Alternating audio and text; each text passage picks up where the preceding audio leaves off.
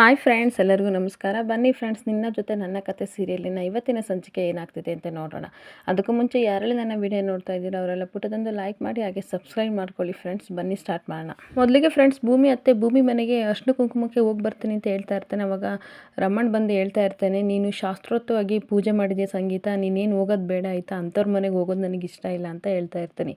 ಏನಂದರೆ ಅಂಥವ್ರ ಮನೆಗೆ, ಅಂಥವ್ರು ಅಂತ ಅಂದರೆ ಮೊದಲು ನಿಮ್ಮ ಮನಸ್ಸಾಕ್ಷಿನ ಕೇಳ್ಕೊಳ್ರಿ, ನನ್ನನ್ನೆಲ್ಲ ನೀವು ಬೈಯೋದು, ಮೊದಲು ಮನಸ್ಸಾಕ್ಷಿನ ಕೇಳ್ಕೊಬಿಟ್ಟು ಹೇಳಿ, ಆಮೇಲೆ ಭೂಮಿ ಏನು ಅಂತ ನಿಮಗೆ ಗೊತ್ತಾಗುತ್ತೆ ಅಂತ ಬೈತಾ ಇರ್ತಾಳೆ. ಅಷ್ಟೊತ್ತಿಗೆ ಅಂಜನನು ಸಹ ಗೊತ್ತಾಯ್ತಲ್ಲ ಅತ್ತೆ ಏನು ಅಂತ, ಅವಳು ದುಡ್ಡಿಗೋಸ್ಕರ ಬಂದಿರೋಳು ಅನ್ನಕ್ಕೆ ಹೋಗ್ತಾಳೆ. ಆವಾಗ ಅಜಿತ್ ಹಾಗೆ ಕಂಡುಬಿಟ್ಬಿಡ್ತಾನೆ, ಹಾಗೆ ಸುಮ್ಮನೆ ನಿಂತ್ಕೋತಾನೆ. ಈ ಕಡೆ ದೇವಿಯನ್ನು ಸಹ, ಅಂಜು ನೀನು ಸುಮ್ಮನಿರೋಕ್ಕಾಗಲ್ವಾ, ಆಡ್ದವ್ರ ಮಾತು ಬಾಯ್ಲಿ ಯಾಕೆ ಅನ್ನೋ ರೀತಿ, ನೀನು ಯಾಕೆ ಈ ಥರ ಮಾತಾಡ್ತಾ ಇರ್ತೀಯ, ನಿನ್ನ ಪಾಡಿ ನೀನು ನಿಂತ್ಕೊಳ್ಳೋಕ್ಕಾಗಲ್ವಾ ಅಂತ ಬೈತಾ ಇರ್ತಾಳೆ. ಅವಾಗ ಸಂಗೀತ ಹೇಳ್ತಾ ಇರ್ತಾಳೆ, ಮನೇಲಿ ಪೂಜೆ ಸಹ ಜೋರಾಗಿ ನಡೀತಾ ಇರುತ್ತೆ. ನೋಡು ಅಂಜನಾ, ನೀನೇನಾದರೂ ಇನ್ನೊಂದು ಭೂಮಿ ಬಗ್ಗೆ ಮಾತಾಡಿದರೆ ನಾನು ಸುಮ್ಮನೆ ಇರಲ್ಲ. ಏನೋ ಮನೆ ಮಗಳು ಅಂತ ಸುಮ್ಮನೆ ಇದ್ದೀನಿ, ನಿನಗೋಸ್ಕರ ಸುಮ್ಮನೆ ಇದ್ದೀನಿ ದೇವಿಯ, ನೀನು ಇನ್ನೊಂದು ನನ್ನ ಸೊಸೆ ಬಗ್ಗೆ ಮಾತಾಡಿದರೆ ನಾನು ಏನು ಮಾಡ್ತೀರೋ ನನಗೆ ಗೊತ್ತಿಲ್ಲ ಅಂತ ಜೋರಾಗಿ ಕಿರ್ಚಾಡ್ತಾ ಇರ್ತಾಳೆ. ಅವಾಗ ರಾಮಣ್ಣ ಹೇಳ್ತಾ ಇರ್ತಾನೆ, ನೋಡು ಸುಮ್ಮನಿರು ಆಯಿತಾ, ಯೋಗ್ಯತೆ ಅರ್ಹತೆ ಎರಡೂ ಇಲ್ಲ ನಿನ್ನ ಸೊಸೆಗೆ ಅಂತ ಹೇಳ್ತಾ ಇರ್ತಾನೆ. ಸುಮ್ಮನಿರಿ, ನಿಮ್ಮ ಕಣ್ಣಿಗೇನು ಪೊರೆ ಇದೆಯಾ ಅದನ್ನು ತೆಗೆದು ನೋಡುರಿ, ಕಣ್ಣಿಗೆ ಪೊರೆ ಕಟ್ಟೋದಕ್ಕೆ ಹೆಂಗೆ ಆಡ್ತಾ ಇದ್ದೀರಾ, ಸತ್ಯ ಯಾವುದು ಅಂತ ನಿಮಗೆ ಮೊದಲು ಸತ್ಯನ ತಿಳ್ಕೊಳ್ಳಿ ಆಯಿತಾ. ಅವಳು ನನ್ನ ಮಗನ ಅಗ್ನಿ ಸಾಕ್ಷಿಯಾಗಿ ಕೈ ಹಿಡ್ಕೊಂಡು ಬಂದಿದ್ದಾಳೆ, ಮುಂದಕ್ಕೆ ಈ ಮನೆ ವಾರಸ್ದಾರಿ ಆಗ್ತಾಳೆ, ಅವಳು ಮೊಮ್ಮಗನೇ ಎತ್ಕೊಡ್ತಾಳೆ, ಅಂಥವಳ ಬಗ್ಗೆ ನೀವು ಈ ಥರ ಎಲ್ಲ ಮಾತಾಡ್ತೀರಾ ಅಂತ ಹೇಳ್ತಾ ಇರ್ತಾಳೆ. ನಿನಗೆ ಬುದ್ಧಿ ಇಲ್ಲ, ನಾನು ಹೇಳ್ತೀನಲ್ಲ, ಆದರೆ ಅವಳಿಗೆ ಯೋಗ್ಯತೆ ಅರ್ಹತೆ ಎಲ್ಲ ಇರಬೇಕು ಈ ಮನೆ ಸೊಸೆ ಅನ್ನೋಳಿಗೆ ಅಂತ ಬೈತಾ ಇರ್ತಾನೆ. ಆವಾಗ ನೋಡ್ರಿ, ನಿಮಗೂ ಸಹ ಒಬ್ಳು ಮಗಳಿದ್ದಾಳೆ, ಅವಳಿಗಿಂತ ಪರಿಸ್ಥಿತಿ ಬಂದರೆ ಅಂತ ಹೇಳ್ಬೇಕಾದ್ರೆ ಹೊಡೆಯೋಕ್ಕೆ ಅಂತ ಕೈ ಎತ್ತುತ್ತಾನೆ. ಆಗ ಅಪ್ಪ ಅಂತವ ಅಜಿತ್ ಇಲ್ಲಿ ಕಿರ್ಚಾಡ್ತಾ ಇರ್ತಾನೆ.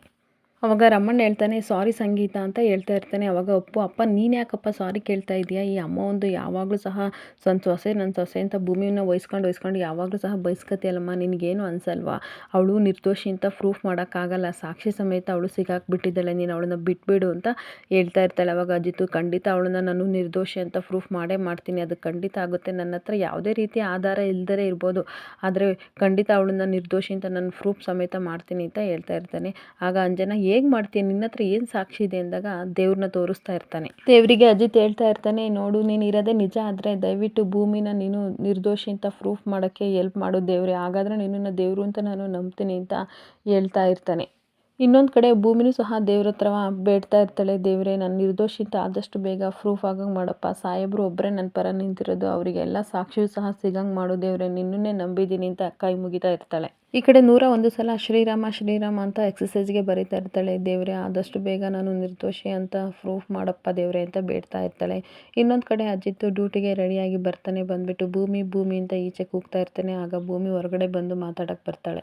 ಏನು ಮಾಡ್ತಿದ್ದೆ ಭೂಮಿ ಅಂತ ಕೇಳ್ತಾ ಇರ್ತಾನೆ. ನಾನು ಬರೀತಿದ್ದೆ ಅಂತ ಹೇಳ್ತಾ ಇರ್ತಾಳೆ. ಏನು ಬರೀತಿದ್ದೆ ಅಂದರೆ ನನ್ನ ಹಣೆ ಬರಹನ ಬದಲಾಯಿಸುವ ರಾಮನಾಮನ ಅಂತ ಬರಿತಾ ಇದ್ದೆ ಅಂದಾಗ ಹಾಗೆ ಮೌನವಾಗಿ ಅಜಿತ್ ನಿಂತ್ಕೊಬಿಡ್ತಾನೆ. ಇದೊಂದು ಹೆಸರು ಸಾಕಲ್ವ ಸಾಹೇಬ್ರೆ, ಕಲ್ಲನ್ನು ಸಹ ನೀರಲ್ಲಿ ತೇಲೋ ಹಾಗೆ ಮಾಡ್ತು, ಇದೊಂದು ಹೆಸರು ಸಹ ಕಲ್ಲಾಗಿದ್ದ ಅಹಲ್ಯಗೆ ಶಾಪ ವಿಮೋಚನೆಯನ್ನು ಮಾಡ್ತು ಸಾಹೇಬ್ರೆ, ಇದೊಂದು ಹೆಸರು ಸಾಕು ಸಾಹೇಬ್ರೆ, ವಾಯುಪುತ್ರನ ಸಾವನ್ನು ಎದುರಿಸುವ ಶಕ್ತಿಯನ್ನು ಕೊಟ್ಟಿದೆ, ಇದೊಂದು ಹೆಸರೇ ಚರಿತ್ರೆಯನ್ನು ಸೃಷ್ಟಿ ಮಾಡಿದೆ ಸಾಹೇಬ್ರೆ, ಹಾಗೆ ಇದೊಂದು ಹೆಸರು ನನ್ನ ಚಾರಿತ್ರ್ಯಕ್ಕೆ ಅಂಟಿರುವ ಕಳಂಕನೂ ಸಹ ಅಳ್ಸೋಕ್ಕಾಗಲ್ವಾ, ಆ ರಾಮ ಶ್ಯಾಮ ಎಲ್ಲರಿಂದ ಸಹ ಖಂಡಿತ ಆಗುತ್ತೆ, ಇವತ್ತು ಕೊನೆ ದಿನ ಅಂತ ಹೇಳ್ತಾ ಇರ್ತಾಳೆ. ಏನಕ್ಕೆ ಅಂದರೆ ಇವತ್ತು ಕೊನೆ ದಿನ, ನನ್ನನ್ನು ನಿರ್ದೋಷಿ ಅಂತ ಪ್ರೂಫ್ ಮಾಡೋಕ್ಕೆ ಇವತ್ತಿರೋದು ಇದೊಂದೇ ದಿನ ಸಾಹೇಬ್ರೆ ಅಂತ ಹೇಳ್ತಾ ಇರ್ತಾಳೆ. ನನ್ನ ಮೇಲೆ ನಂಬಿಕೆ ಇಲ್ವೋ ಭೂಮಿ ಅಂದಾಗ ಖಂಡಿತ ಇದೆ ಸಾಹೇಬ್ರೆ, ಆ ರಾಮನ ಎಷ್ಟು ನಂಬ್ತೀನೋ ಅಷ್ಟೇ ನಿಮ್ಮನ್ನು ಸಹ ನಾನು ನಂಬ್ತೀನಿ ಅಂತ ಹೇಳ್ತಾ ಇರ್ತಾಳೆ. ನೋಡು ನನ್ನ ಹತ್ರ ಯಾವುದೇ ರೀತಿ ಸಾಕ್ಷಿ ಇಲ್ದಲೇ ಇರ್ಬೋದು ಭೂಮಿ, ಆದರೆ ಇವತ್ತು ಕತ್ಲಾಗೋದೊಳಗೆ ಆ ರಾಮ ಮೇಲೆ ಆಣೆ ಮಾಡಿ ಹೇಳ್ತೀನಿ, ನಿನ್ನನ್ನು ನಿರ್ದೋಷಿ ಅಂತ ನಾನು ಪ್ರೂಫ್ ಮಾಡೇ ಮಾಡ್ತೀನಿ ಅಂತ ಹೇಳ್ತಾ ಇರ್ತಾನೆ. ಅವಾಗ ಭೂಮಿ ಕಣ್ಣೀರಾಗ್ತಾ, ನಾನು ಅಪ್ಪ ಸತ್ತಾಗ ನನ್ನ ಜೊತೆಯಾಗಿ ನಿಂತ್ರಿ, ನಮ್ಮಮ್ಮ ಜೈಲಿಗೆ ಹೋದಾಗ ನನಗೆ ಬದುಕು ಕೊಟ್ರಿ, ಇವಾಗ ನನ್ನ ಹೆಸರಿಗೆ ಸಹ ಕಳಂಕ ಬಂದಾಗ ಉಸಿರನ್ನ ಬಿಗಿ ಹಿಡ್ಕೊಂಡು ನಿಂತಿದ್ದೀರಾ, ನನ್ನ ಜೀವನದಲ್ಲಿ ಮುಳುಗ್ದಲೇ ಇರೋ ಸೂರ್ಯ ಸಾಹೇಬ್ರೆ ನೀವು ಅಂತ ಕಣ್ಣೀರು ಹಾಕ್ಕೊಂಡು ಹೇಳ್ತಾ ಇರ್ತಾಳೆ. ನೋಡಿ ಸಾಹೇಬ್ರೆ, ನಮ್ಮ ಅಗ್ರಿಮೆಂಟ್ ಇನ್ನೊಂದು ಸ್ವಲ್ಪ ದಿನದಲ್ಲಿ ಮುಗ್ದೋಗ್ಬೋದು, ಆದರೆ ನಾನು ದೇಹದಲ್ಲಿ ಜೀವ ಇರೋರಿಗೂ ಸಹ ನಿಮ್ಮನ್ನು ನಾನು ನೆನಪಿಸ್ಕೋತಾ ಇರ್ತೀನಿ ಸಾಹೇಬ್ರೆ, ಯಾವಾಗಲೂ ಸಹ ನಾನು ಮರೆಯಲ್ಲ ಅಂತ ಕಣ್ಣೀರು ಹಾಕ್ಕೊಂಡು ಹೇಳ್ತಾ ಇರ್ತಾಳೆ. ಹಾಗೆ ಅಜಿತ್ ಒಂದು ಕ್ಷಣ ಮೌನವಾಗಿ ನಿಂತ್ಕೊಬಿಡ್ತಾನೆ. ಅವಾಗ ಅಜಿತ್ ಹೇಳ್ತಾನೆ, ನನ್ನ ಜೀವನದಲ್ಲಿ ಬಂದಿರೋ ಸುಂದರ ಅಧ್ಯಾಯ ನೀನು ಆಯಿತಾ, ನಮ್ಮ ಮನೆಯಿಂದ ನೀನು ಹೊರಗಡೆ ಹೋಗಬೇಕಾದ್ರೆ ನಾನು ನಗು ಮುಖದಲ್ಲೇ ಕಳಿಸ್ತೀನಿ, ಖಂಡಿತ ನಿನ್ನ ಮುಖದಲ್ಲಿ ನಗು ತರ್ತೀನಿ, ಇವತ್ತಿಗೆ ಆ ದಿನ ಎಲ್ಲ ಕೊನೆ ಆಗುತ್ತೆ, ಕಣ್ಣೀರೆಲ್ಲ ಕೊನೆಯಾಗಿ ನಿನಗೆ ಒಳ್ಳೆ ದಿನ ಬರುತ್ತೆ ಆಯಿತಾ, ಗೆದ್ದೇ ಗೆಲ್ತೀನಿ, ಒಂದು ದಿನ ಗೆಲ್ಲಲೇಬೇಕು, ಒಂದು ದಿನ ನಮ್ಮ ಮಾತು ನಿಜನ ಮಾಡೇ ಮಾಡ್ತೀನಿ ಅಂತವ ಖುಷಿಯಾಗಿ ಹೇಳ್ತಾ ಇರ್ತಾನೆ.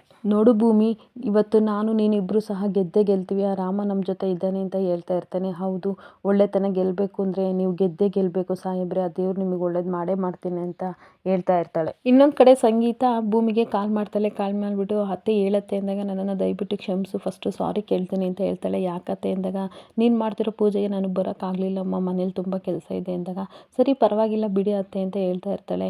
ಹಾಗಾದರೆ ಬೇರೆಯವ್ರು 5 ಜನ ಮುತ್ತೈದರು ಬರ್ತಾ ಇದ್ದಾರೆ ಅಲ್ವೇನಮ್ಮ ಅಂದಾಗ ಹ್ಞೂ ಅತ್ತೆ ಕರ್ಕೊಬರೋಕ್ಕೆ ಲಕ್ಷ್ಮಿ ಅಕ್ಕ ಹೋಗಿದ್ದಾರೆ ಅಂತ ಹೇಳ್ತಾ ಇರ್ತಾಳೆ. ಅಷ್ಟೊತ್ತಿಗೆ ಲಕ್ಷ್ಮಿ ಹಾಗೇನೆ ಬರ್ತಾಳೆ.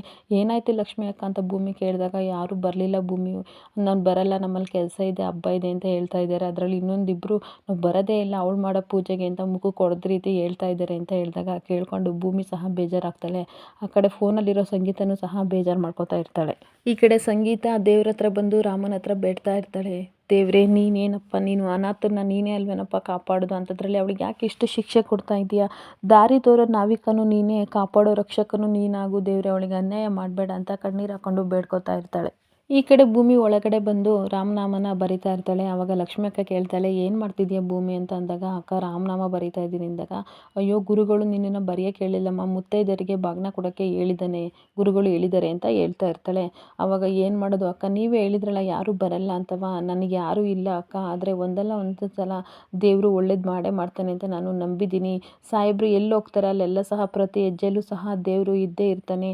ಈ ರಾಮನ ಬರೆದ್ರೆ ನನಗೆ ಖಂಡಿತ ಒಳ್ಳೇದಾಗುತ್ತೆ, ಅದಕ್ಕೋಸ್ಕರ ನಾನು ಬರಿತಾ ಇದ್ದೀನಿ ಅಂತ ಹೇಳ್ತಾ ಇರ್ತಾಳೆ. ಆಗ ಲಕ್ಷ್ಮಿ ಅಕ್ಕ ಹೇಳ್ತಾಳೆ, ನಿನ್ನ ಒಳ್ಳೆತನಕ್ಕೆ ದೇವರು ಆದಷ್ಟು ಬೇಗ ಒಳ್ಳೇದಾಗ್ಲಿ ಅಂತವ, ಒಳ್ಳೇದು ಮಾಡಲಿ ದೇವ್ರೆ ಅಂತ ನಾನು ಸಹ ಬೇಡ್ತಾ ಇರ್ತೀನಿ. ಆದರೆ ಏನು ಮಾಡೋದು, ಅಲ್ಲಿ ಸಾಹೇಬ್ರು ಸೋತ್ರೆ ಇಲ್ಲಿ ನೀನು ಸೋತಂಗೆ, ಎಲ್ಲದಕ್ಕೂ ದೇವ್ರಿದ್ದಾನೆ ಅಂತ ಹೇಳ್ಬಿಟ್ಟು ಹೊರಟೋಗ್ತಾಳೆ.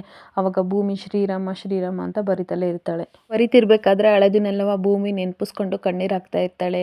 ಅವಳನ್ನ ಮನೆಯವರೆಲ್ಲರೂ ಸಹ ಬೈದಿದ್ದು, ಅವಳು ಲಾಡ್ಜಿಗೆ ಹೋಗಿದ್ದು, ಅಲ್ಲಿ 101 ರೂಮ್ ನಂಬರು ಪ್ರಕಾಶ್ ಅನ್ನೋನ ಜೊತೆ ಹೋಗಿದ್ದು, ನಾನು ಅಲ್ಲಿಗೆ ಹೋಗಿದ್ದು ಇಲ್ಲಿಗೆ ಹೋಗಿದ್ದು ಅಂತ ಎಲ್ಲರೂ ಸಹ ಸುಳ್ಳು ಹೇಳಿದ್ರಲ್ಲ, ಮನೆಯವರೆಲ್ಲ ಸಹ ನೀನು ನಿರ್ದೋಷಿ ಅಂತ ಹೇಳ್ದಲೆ ಮನೆಗೆ ಬರೋಗಿಲ್ಲ ಅಂತ ಬೈದಿದ್ದೆಲ್ಲ ಸಹ ನೆನಪಾಗಿ ದೇವ್ರ ಹತ್ರ ಕಣ್ಣೀರು ಹಾಕ್ತಾ ಇರ್ತಾಳೆ. ಆದರೆ ಇನ್ನೊಂದು ಕಡೆ ದೇವಯಾನಿ ಮತ್ತು ಅಶ್ವಿನಿ ನಾವಿಬ್ಬರು ಅಂದ್ಕೊಂಡಿದ್ದು ಪ್ಲಾನ್ ಸಕ್ಸಸ್ ಆಯಿತು ಮೇಡಮ್, ನಾನು ಎಲ್ಲರಿಗೂ ದುಡ್ಡು ಕೊಟ್ಬಿಟ್ಟು ಯಾರೂ ಸಹ ಅರ್ಶಿನ ಕುಂಕುಮ ಹೋಗಬಾರ್ದು ಅಂತ ಹೇಳಿದ್ದೀನಿ, ಇವಾಗ ನಿಮಗೆ ಹ್ಯಾಪಿನಾ ಅಂತ ಅಶ್ವಿನಿ ಕೇಳ್ತಾ ಇರ್ತಾಳೆ. ಆವಾಗ ದೇವಯಾನಿ ಹೌದು ನನಗೆ ತುಂಬ ಖುಷಿಯಾಗಿದೆ, ಅದರಲ್ಲೂ ಸಹ ಸಂಗೀತ ಅವಳ ಮನೆಗೆ ಹೋಗ್ಲಿಲ್ವಲ್ಲ ಅದೇ ನನಗೆ ದೊಡ್ಡ ಖುಷಿ ಆಗ್ತಾ ಇರೋದು, ಎಲ್ಲ ಸಹ ಟೈಮ್ ನಮ್ಮ ಕಡೆ ಇದೆ, ನಾವು ಅಂದ್ಕೊಂಡಂಗೆ ಅದು ಆಗ್ತಾ ಇದೆ ಅಂತ ಇಬ್ಬರು ಮಾತಾಡ್ಕೋತಾ ಇರ್ತಾರೆ. ಆವಾಗ ದೇವಯಾನಿ ಹೇಳ್ತಾ ಇರ್ತಾಳೆ, ಆದರೂ ಸಹ ಏನೋ ಒಂದು ಚಿಕ್ಕ ಸಮಸ್ಯೆ ಥರ ನನಗೆ ಫೀಲ್ ಆಗ್ತಾ ಇದೆ, ಆದಷ್ಟು ಬೇಗ ಸೂರ್ಯ ಕತ್ಲಾದರೆ ಸಾಕು ಅನಿಸ್ತಿದೆ ನನಗೆ, ಆವಾಗಲೇ ನನಗೆ ಸಮಾಧಾನ ಅಂತ ಹೇಳ್ತಾ ಇರ್ತಾಳೆ. ಮೇಡಮ್ ನೀವೇನು ತಲೆ ಕೆಡಿಸ್ಕೋಬೇಡಿ ಅಂತ ಈ ಕಡೆ ಅಶ್ವಿನಿ ಹೇಳ್ತಾ ಇರ್ತಾಳೆ.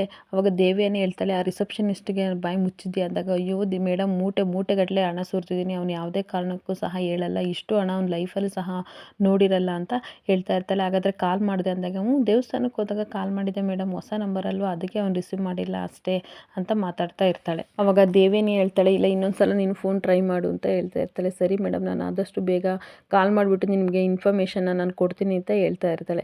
ಇನ್ನೊಂದು ಕಡೆ ಭೂಮಿ ಕಣ್ಣೀರು ಹಾಕೊಂಡು ರಾಮನ ಹತ್ರ ಬೇಡ್ತಾ ಇರ್ತಾಳೆ, ನಾನೊಬ್ಳು ಅನಾಥೆಯಾಗಿ ಹುಟ್ಟಿದೆ, ಅಪ್ಪ ಅಮ್ಮ ಯಾರು ಅಂತ ಸಹ ನನಗೆ ಗೊತ್ತಿರಲಿಲ್ಲ, ಸಾಕಿದವ್ರನ್ನೇ ನನ್ನ ಅಪ್ಪ ಅಮ್ಮ ಅಂತ ನಾನು ಅಂದ್ಕೊಂಡೆ, ಆದರೆ ನಮ್ಮ ಅಪ್ಪನ ಕಿತ್ಕೊಂಡೆ, ನಮ್ಮ ಅಮ್ಮನ ಜೈಲಿಗೆ ಕಳಿಸ್ದೆ ದೇವ್ರೆ, ನಾನೇನು ನಿನಗೆ ದ್ರೋಹ ಮಾಡಿದೆ, ಆದರೂ ಸಹ ಸುಮ್ಮನೆ ಆಗಿದ್ದೆ, ಆದರೆ ನನ್ನ ಕಳಂಕನೇ ಸಹ ಅಸ್ತಿತ್ವಕ್ಕೆ ನಾನು ಕಳಂಕನ ತಂದುಬಿಟ್ಟೆಲ್ಲ, ನಾನು ಏನಂತ ತಪ್ಪು ಮಾಡಿದ್ದೆ ನಿನಗೆ, ಲಾಡ್ಜಿಗೆ ಹೋಗಿ ನಾನು ಇರೋ ಹಾಗೆ ಅಂತ ಎಲ್ಲರೂ ಸಹ ನನ್ನ ನಂಬ್ತಾ ಇದ್ದಾರೆ, ಆ ಥರ ಕಳಂಕನ ನನ್ನ ಮೇಲೆ ಒರೆಸ್ಬಿಟ್ಟಲ್ಲ ದೇವ್ರೆ, ನಾನೊಬ್ಳು ಅನಾಥೆ, ನಾನು ಏನು ಮಾಡಿದ್ದೀನಿ ಅಂತ ಕಣ್ಣೀರು ಹಾಕ್ಕೊಂಡು ಅಳ್ತಾ ಇರ್ತಾಳೆ.